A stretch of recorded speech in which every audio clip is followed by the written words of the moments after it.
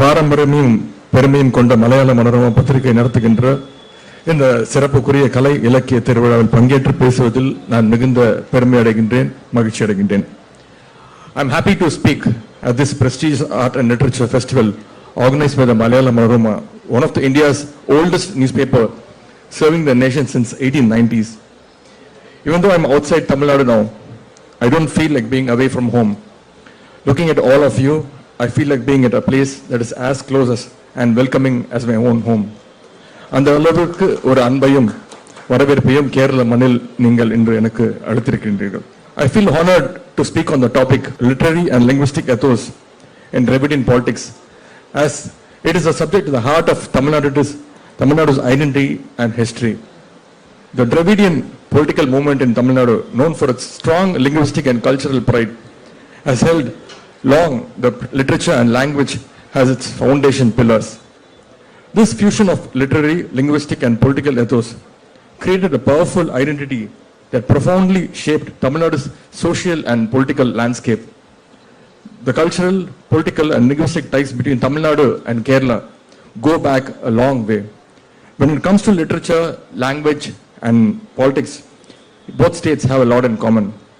தந்தை பெரியார் அவர்கள் இதே கேரளாவில் 1924 நடைபெற்ற வைக்கம் போராட்டத்தை முன்னின்று நடத்தி வெற்றி பெற்றார்கள்.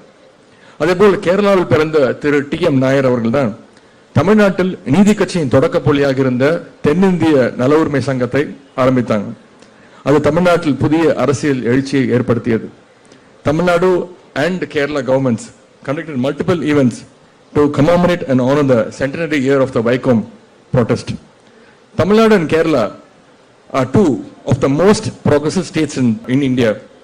Both have successfully kept fascist and communal forces at bay. Why do the people of Tamil Nadu and Kerala stand so strongly against fascism? It's because of the progressive politics firmly established here. தமிழ்நாட்டில் திராவிட இயக்கம் தோன்றுவதற்கு முன்பு இலக்கியம் என்று சொல்லப்பட்டவை எல்லாம் வெறும் பக்தி இலக்கியங்களும் புராணங்கள் மட்டும்தான். Our leaders invoked Tamil literature to propagate rationalism and promote scientific temper. Leaders like Anna and Kalaignar popularized Tamil literature that was rooted in human life and popular culture like Tirukkural, Silappadigaram, Purananuru and Dolgapiyam among the people. To understand that ethos, we have to travel back to the early 20th century. The self-respect movement, the forerunner of the Dravidian movement, rose to resist what it saw as cultural and linguistic domination. The Dravidian movement placed Tamil as the core of its identity. Tamil wasn't seen merely as a medium of communication, but as a voice of a community seeking recognition, dignity and independence from the Hindi imposition. The push to make Hindi the official language during the 1930s and later in the 1960s stimulated the Dravidian movement, as it was perceived as an existential threat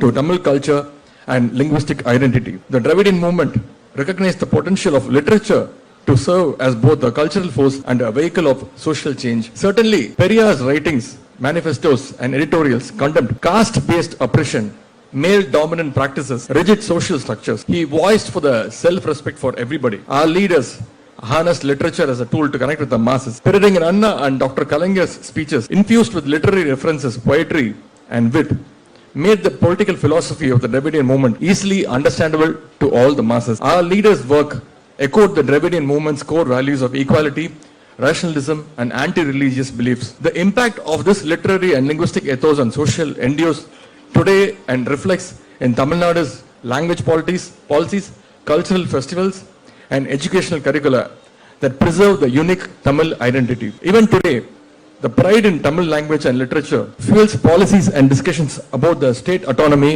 and cultural excellence. Earlier, Tamil Nadu's stand of linguistic insubordination had been seen as a divisive by the nationalists of that era. They thought our opposition to the Hindi imposition would eventually lead to the nation's disunity.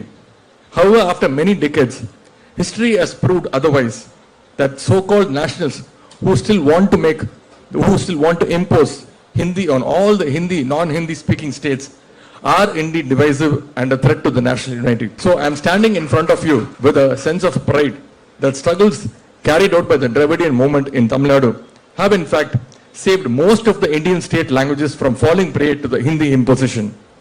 இன்றைக்கு இந்தியாவில் மாநில மொழிகள் உயிரோடு இருக்கிறது என்று சொன்னால் அதற்கு மிகப்பெரிய காரணம் நாங்கள் சார்ந்திருக்கக்கூடிய திராவிட இயக்கம் என்று சொல்லிக் கொள்வதில் நாங்கள் மிகுந்த பெருமை கொள்கின்றோம். The Dravidian movement also attempted to rationalize the Tamil language itself. Our leader Periyar questioned the gender biased words in Tamil languages such as vidavai, which means a widow, and also the word bachari, which means prostitute. And Periyar asked what equivalent words were there to refer to a man who loses his wife and the one who visits a prostitute. Surprisingly, Periyar raised these issues when feminism has not even caught the imagination of the European societies. Dravidian politics questioned all the pre-existing interpretations over Tamil literature, and it introduced fresh and progressive meanings. This is the main reason Tamil has become a political weapon of the Dravidian movement, with which it was able to rally large numbers of people, particularly the working class. As Dravidian leaders expanded the reach, Tamil cinema became an influential platform to amplify the Dravidian ideology. Before 1950s, Tamil cinema was heavily Sanskritized and released with anti-scientific themes. That era cinematic language was accessible mainly to the upper caste and the affluent audiences. Downtrodden people watched cinema, but they hardly understood anything. It was the advent of the Dravidian movement that changed the situation. However, later, after the 1950s, cinema emerged as a dominant medium for political messaging, with movies delivering socially conscious narratives and dialogues that resonated with the masses. Dialogue writing became an art form through which the political ideals could be seamlessly woven into entertainment, achieving unprecedented reach among both the urban and the rural audiences. Periyar Anna's movie Velaikari, a drama that laid bare the injustice of caste and class, resonated with audiences and showcased Tamil literature's potential for societal transformation. Dr. Kalangar's famous movie The Parasakti reshaped the screen language of Tamil cinema world. Dr. Kalangar infused his screenplays with messages that challenged caste hierarchies, advocated for rationalism, and questioned traditional authority.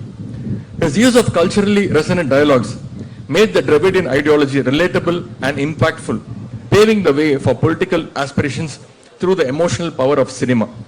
Before entering politics, as you all know, I had a small stint in the Tamil film industry. The Tamil film industry is doing business with billions now. Similarly, we have a very thriving film industry in Kerala. In fact, I like most of the Malayalam films being made in the recent times. Likewise, Telugu and Kannada film industries are also performing very well. But think for a moment, does any other language in any North Indian state have spawned a vibrant film industry like in South India? The answer is a very big no. Almost all the languages spoken in the North Indian states have given way to Hindi. As a result, they have only Hindi films, that is Bollywood. Mumbai is extensively producing only Hindi films now, not Marathi films, not Bhojpuri, not Bihari, Haryanvi and Gujarati films industries. They receive far less attention compared to Bollywood and Hindi films. Sadly, many other states in North India do not even have their own film industry. If we fail to protect our language, then Hindi will take over our culture and erode our identities. அதனால்தான் திராவிட இயக்கம் ஹிந்தி திணிப்பை எதிர்த்ததே தவிர தனிப்பட்ட முறையில் ஹிந்தி என்கின்ற அந்த மொழி மீது எங்களுக்கு எந்த வெறுப்பும் கிடையாது. Let me present you with a situation in colonial Tamil Nadu a century ago. In the cultural domain, those who spoke Sanskrit were held in high regard in the society. Sanskrit denied equality, honor and progress to the Tamil masses, especially to the lower caste, women and the working class people. முன்னொரு காலத்தில் தமிழ்நாட்டில் கலாச்சார விஷயங்களில் சமஸ்கிருதம் பேசுபவர்கள் தான் அதிக மரியாதை தரப்பட்டது. If someone wanted to become a doctor back then, they had to pass entrance exam in Sanskrit. Is there any connection between a medical exam and the language Sanskrit? A huge no. Just like NEET today prevents students from the rural, backward and marginalized backgrounds, Sanskrit was once used as a barrier to keep many from studying medicine. It was the Justice Party that eventually removed this mandatory Sanskrit requirement for the medical admissions. In 1920s, a Sanskrit professor at a Madras University received a monthly salary of rupees 200, while a professor in a Tamil department earned a salary of rupees 70 per month.